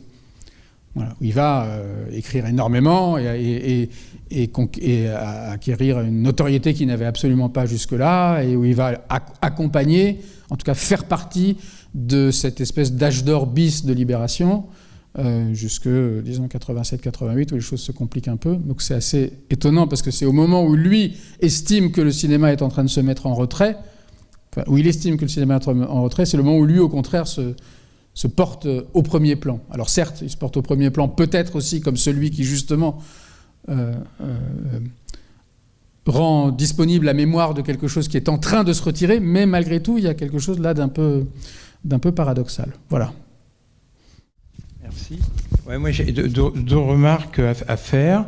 Oui. Tout à l'heure, vous parliez de la logique du récit mise à mal, d'après Serge Danet. Et là, dans le déroulement du récit, dans les différentes phases, l'évolution du personnage de Tristana, il y a comme des ellipses. On n'a pas de repère de temps. Absolument. Et tout d'un coup, entre le moment où elle est la jeune pupille qui arrive et le moment où elle s'émancipe, elle critique, on ne sait pas trop combien de temps s'est passé, comment ça évolue. Et je trouve que c'est curieux, cette évolution. Oui, oui. Même entre le moment où elle voit son amant, le peintre, la première fois, la deuxième fois, on se retrouve, on n'a pas compris s'il y a eu des semaines, des mois, quelle évolution. Et la scansion de cette évolution m'a un peu surpris et perturbé. Depuis deuxième remarque, l'oncle, j'ai pas compris qu'il y avait un oncle, un tuteur, oui. Je sais pas pourquoi, d'où vient cet oncle.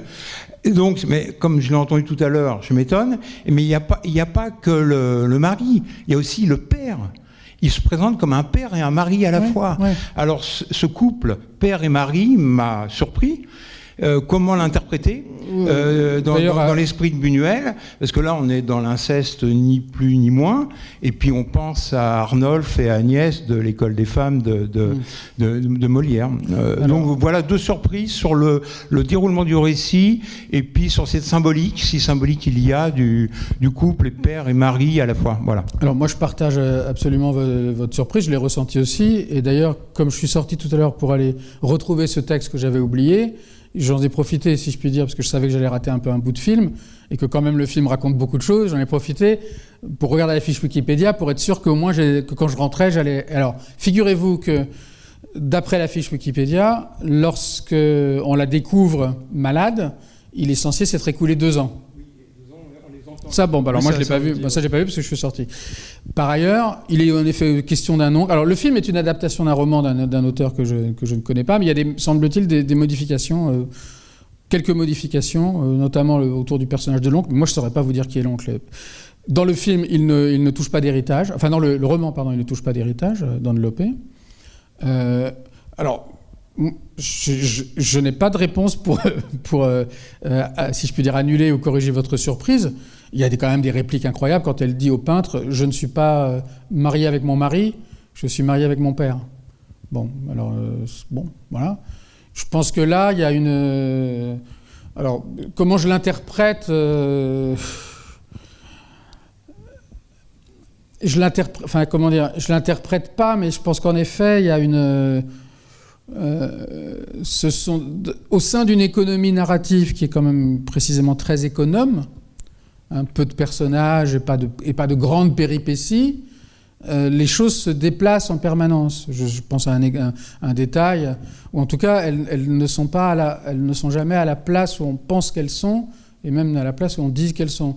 Une des premières fois une des premières scènes où l'on voit Tristana et Don Lopé après leur déménagement, je crois. Il la découvre en train de nettoyer une tâche qu'elle a fait par terre. Il lui dit « Tu n'es pas une servante ». Bon. Et puis juste après, il lui demande ses pantoufles, par exemple. Voilà. Donc il y a beaucoup de choses comme ça. J'ai été frappé aussi par le fait que un des moments où l'on voit boiter, ou en tout cas où l'on voit Tristana amputée, enchaîne assez directement sur une réapparition, en tout cas on ne l'a pas vu depuis quelques scènes, du peintre, donc joué par Franco Nero, et il est au café et il est en train de se faire cirer les pompes. Enfin, il est en train de finir un cirage. Donc c'est comme si... enfin, peut-être parler de rébus, c'est trop facile, mais c'est comme si à chaque fois que peut-être c'est aussi ce que dit Danet sur l'absence de solitude, dans le sens où quand on croit pouvoir s'attacher à un objet ou quelque chose seul, en fait, il se déplace un petit peu. C'est-à-dire que, évidemment, c'est pas pour dire que Franco Nero, lui aussi, il est amputé, il ne l'est pas. Je pense que ça n'est même pas non plus pour faire une opposition entre la personne amputée et une personne qui est valide. Hein.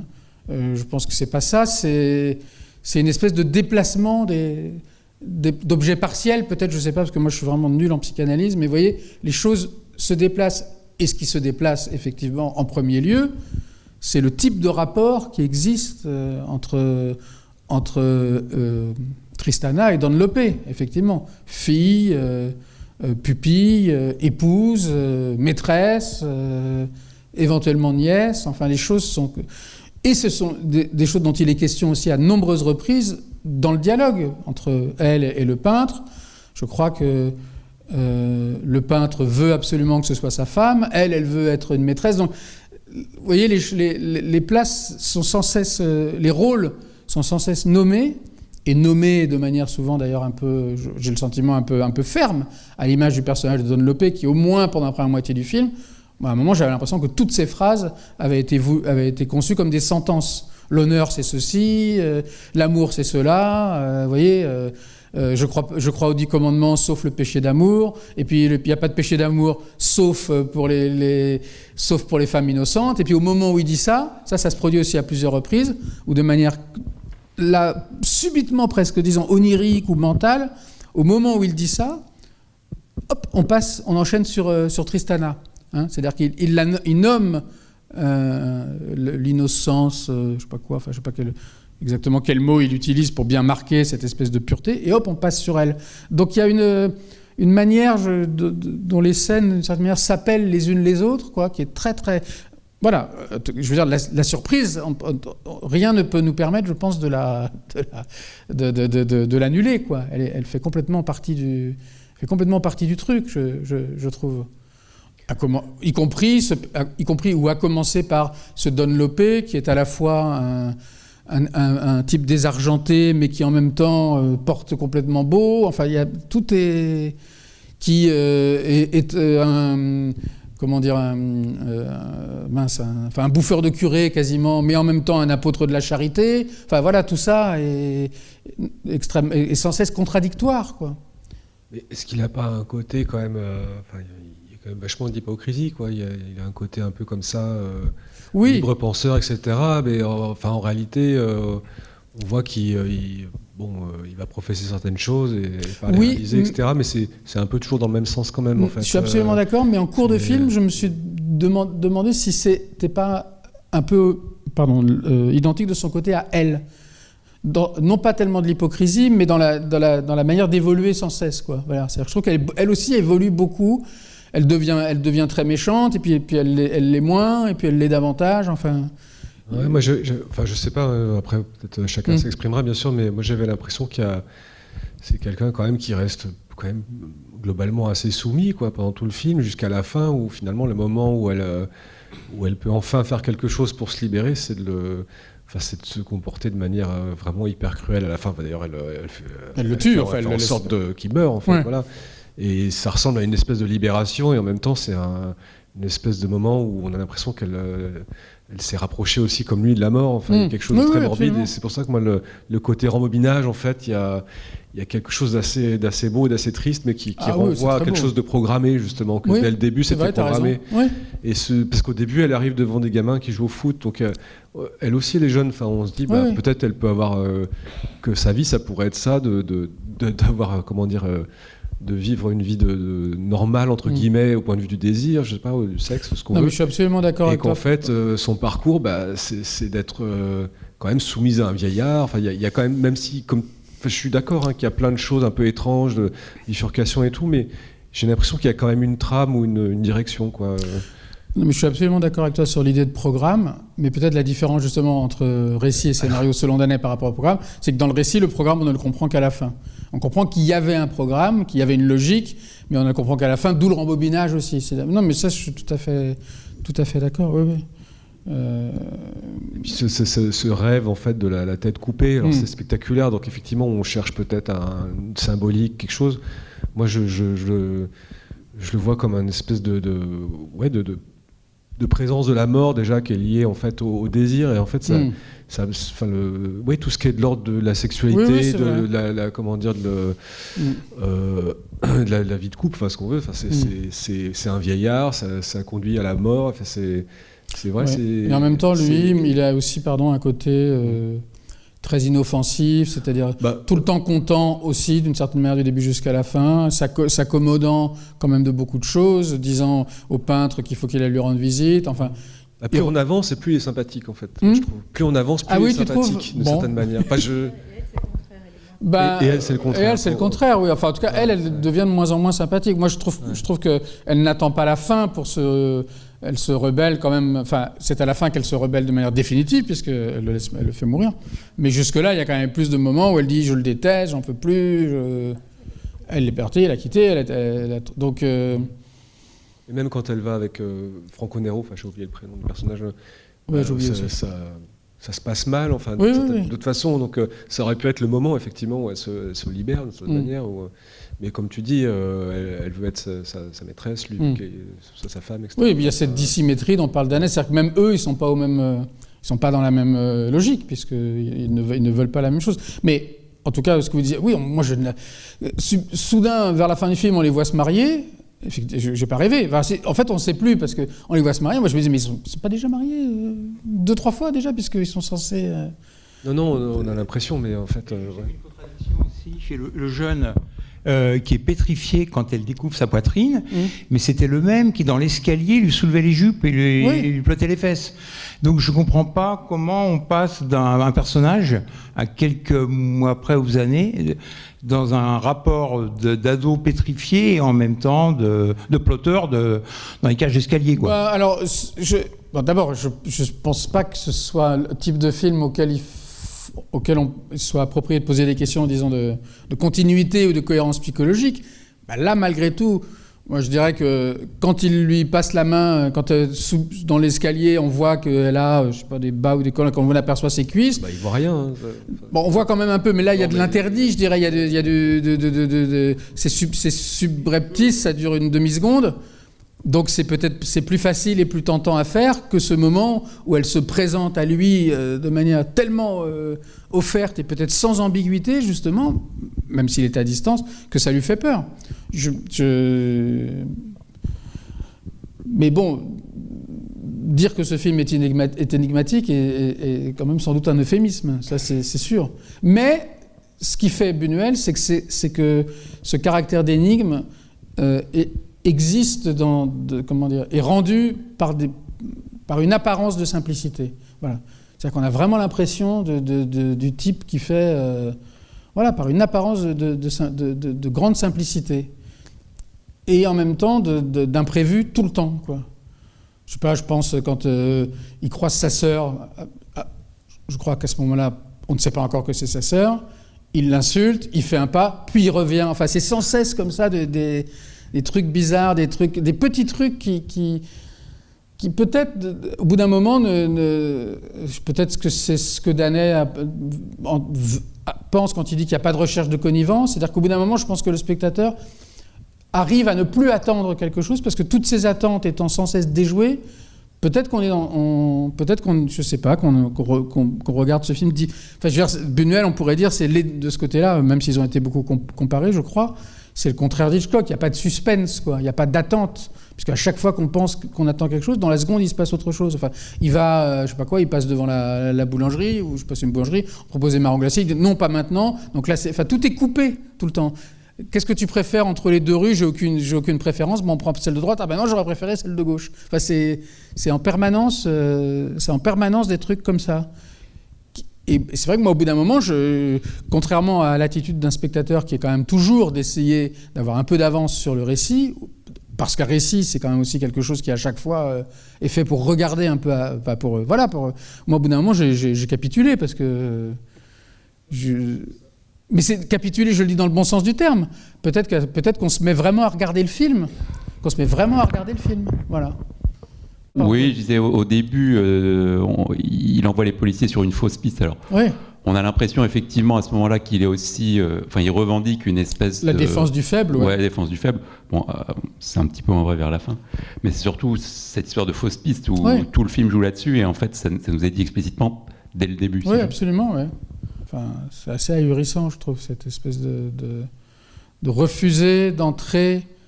Moi, c'est aussi comme ça d'ailleurs que Danel décrit. Il le décrit plutôt. D'ailleurs, il dit on peut faire la liste de toutes les facilités que ce cinéma refuse. Donc, c'est peut-être plus facile de décrire Buñuel par défaut. En tout cas, c'est ce qu'il fait, lui, je trouve, remarquablement là. Et on n'entre pas dans un. On se dit pas tiens là. J'ai compris le fonctionnement de ce personnage, donc dans la scène suivante, sans doute, il ou elle réagira de telle manière. C'est toujours... Il y a toujours un petit truc, je sais pas, j'allais dire un petit truc en plus, pardon, mais je sais pas, quand Saturna fait goûter un plat à Tristana, elle le goûte vraiment, et puis il y a le vieux, parce qu'il est vieux qui l'appelle, et elle répond « Mais que veut ce jeune homme ?» Et puis quand elle sort, c'est l'autre qui continue le plat. Enfin, je sais pas, il y a une espèce de... Oui, les choses sont pas...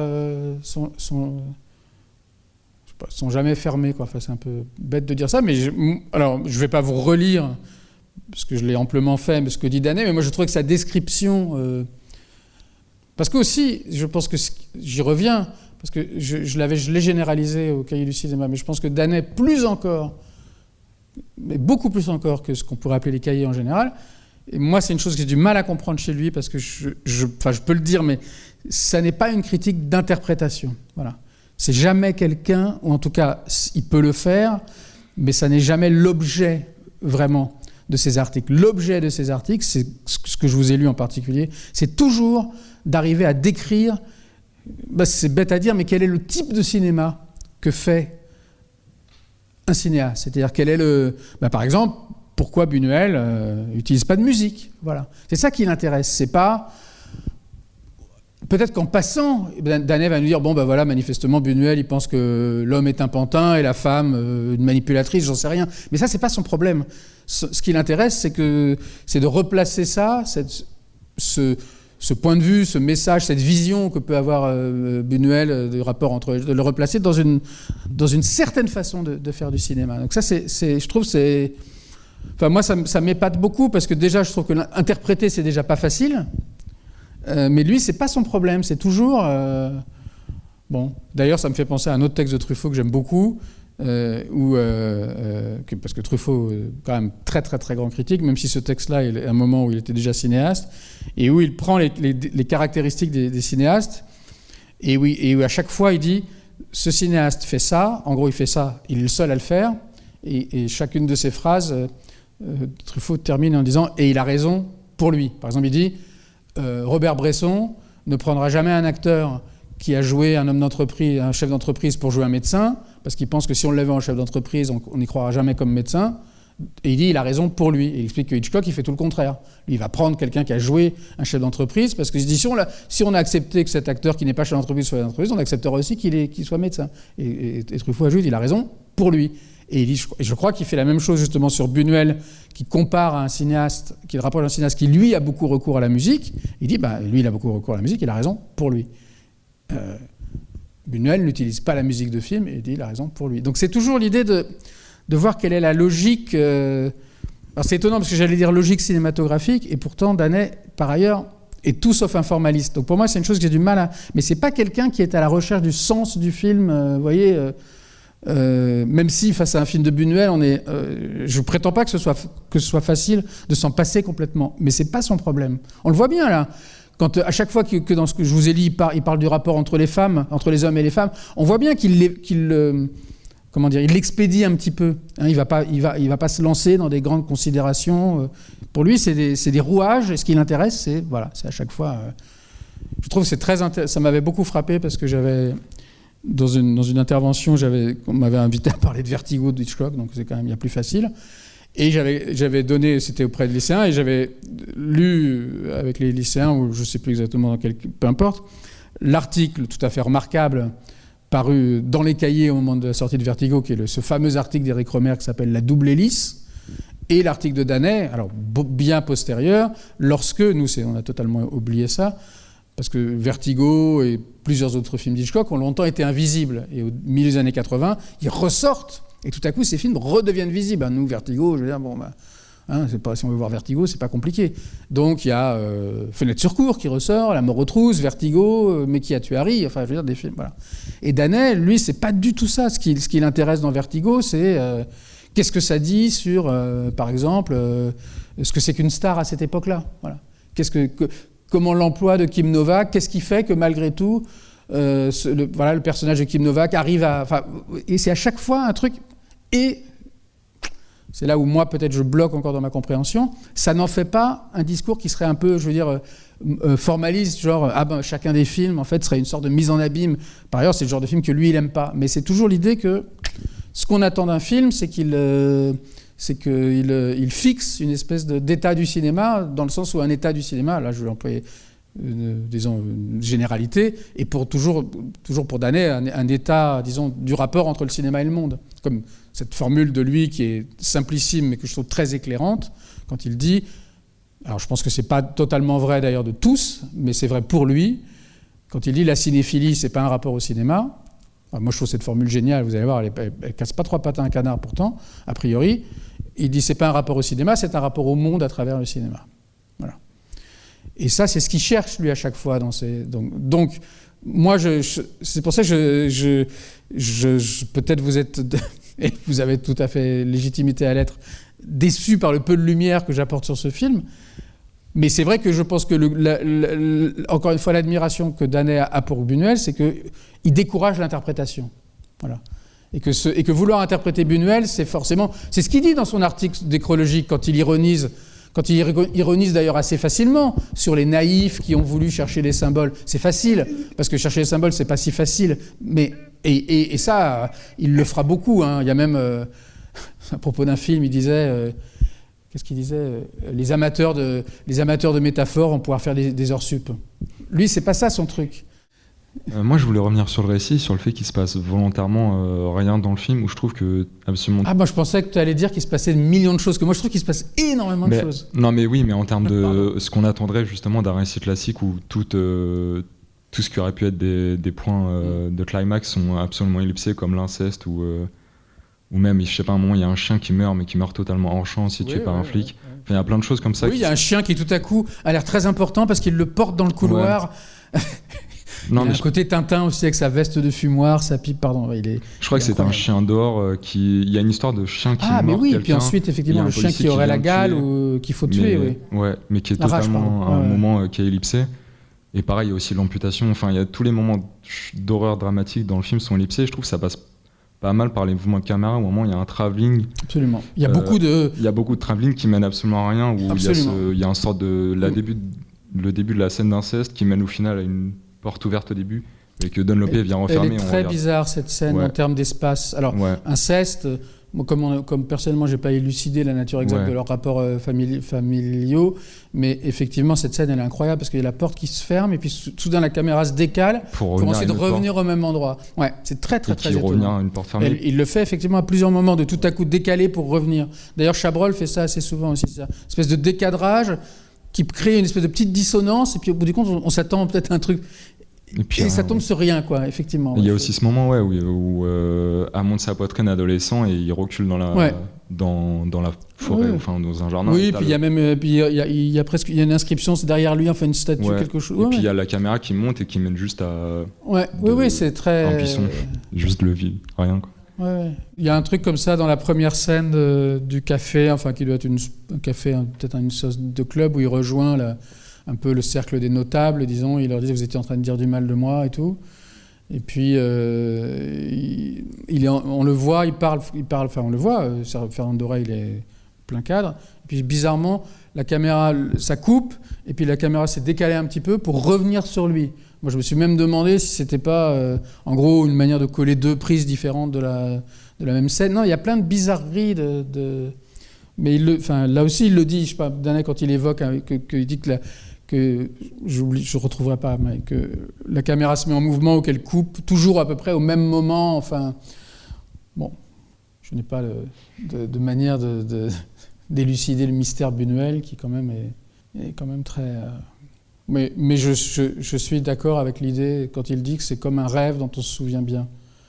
Et d'ailleurs, je me suis aperçu que cette formule, j'ai dû la lire en fait il y a très très longtemps parce que dans un petit article que j'avais fait il y a très longtemps, je disais qu'un des points communs, alors je suis même pas sûr que ce soit juste, mais en tout cas ça avait dû me marquer, entre Cronenberg et Buñuel, c'est que c'était des films dont on se souvenait très bien. Et je pense que Buñuel, en effet, il y a peut-être que justement, comme il n'y a pas cet effet d'entraînement, il n'y a pas cet effet de...